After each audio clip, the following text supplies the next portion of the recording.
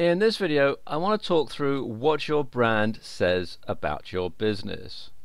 And basically, your brand is your mission statement in bite-sized form. And what it does is it instantly conveys to your customers or your potential customers information about your business, about what your business stands for. Is your business cutting edge or traditional? If you're a tech company, then obviously you want to have a different type of branding than if you are running a long-established gentleman's outfitters. Is it caring or is it aggressive?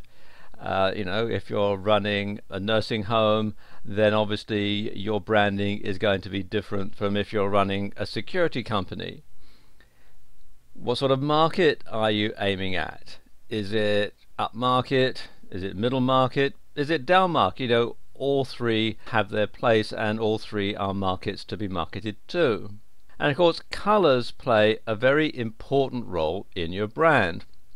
And a while back, the good people at Entrepreneur magazine looked into all this, and this is what they discovered. With red, it's associated with the intensity of blood and fire. It makes you feel active, emotional, passionate, trust, love, and intensity.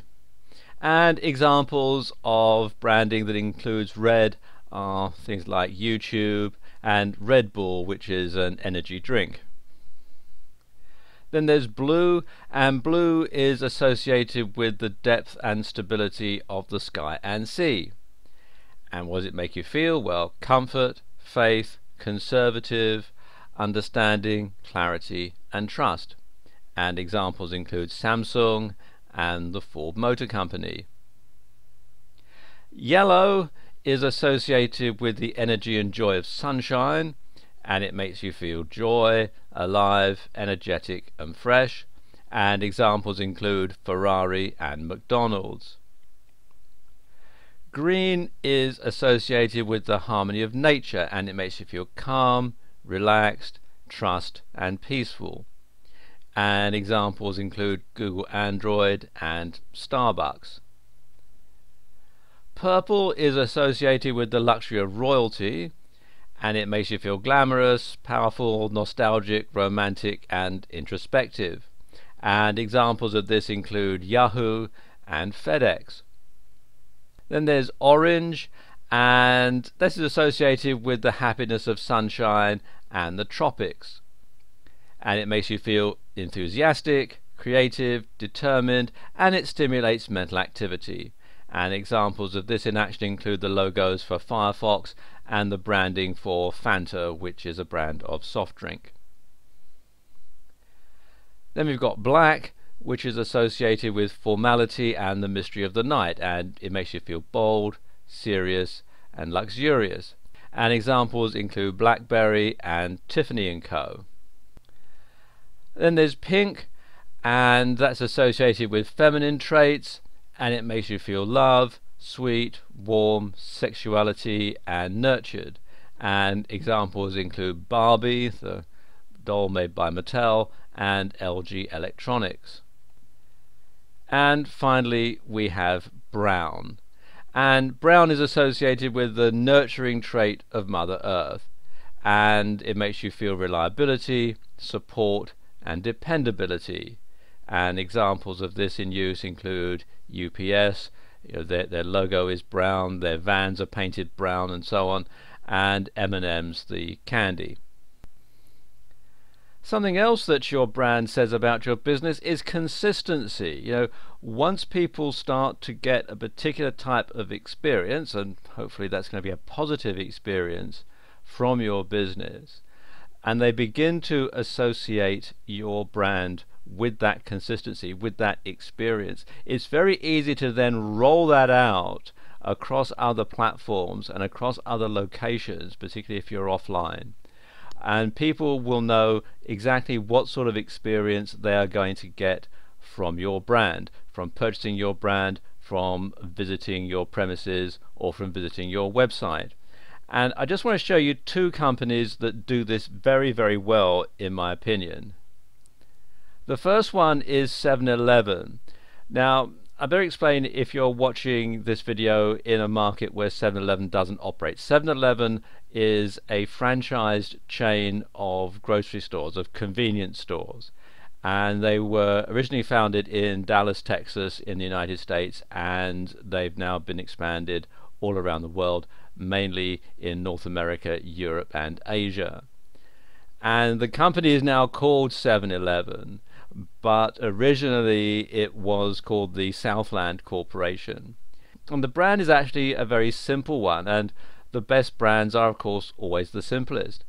The name of the brand comes from the original opening hours of the stores. They were originally open from 7 a.m. until 11 p.m.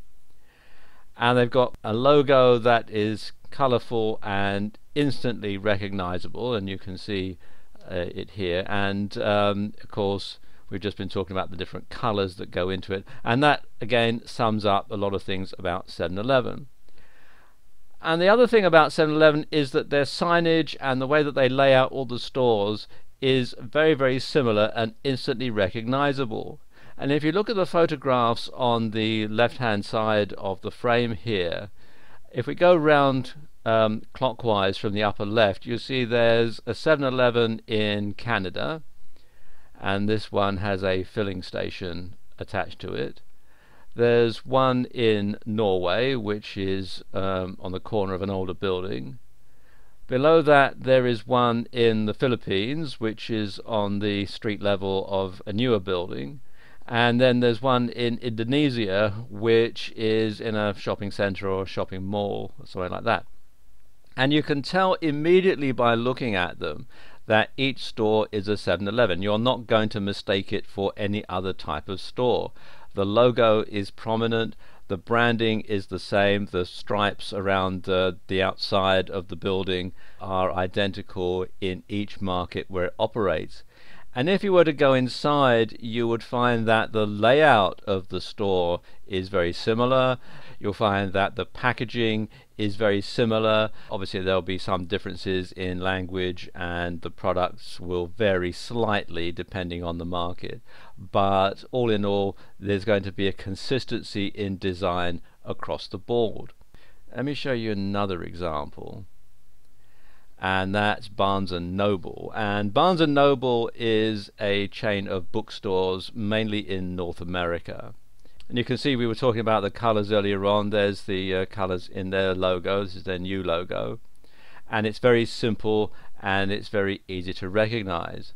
And if we look at the pictures on the left again, you can see that in the upper left hand corner there, that is their flagship store in New York City, and that's got their old logo over the door. But the one next to it, that's in a mall in California, and you can see that's got their newer logo, but the color schemes are very similar. And down below, these two photographs were taken by the same photographer, but they are actually at different locations in Virginia.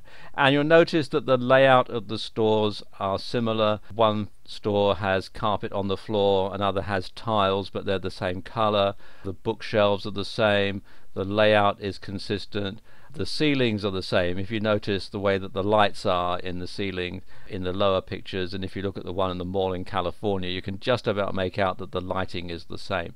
So you have this consistency across the brand. So when somebody goes into a Barnes & Noble bookstore, they know that they're in a Barnes & Noble bookstore. They know that they're not in a different type of bookstore. So they know what the product range is going to be, they know what the quality is going to be, and they know that it's going to be consistent in every Barnes & Noble bookstore. And you'll see that Barnes & Noble carries this over to their online presence as well. This is the Barnes & Noble website at barnesandnoble.com, and you can see that it's got their logo, it's got their branding, it's got their color scheme and layout, and you can see how the offline branding that Barnes & Noble have ties in with the online branding that they have as part of their website.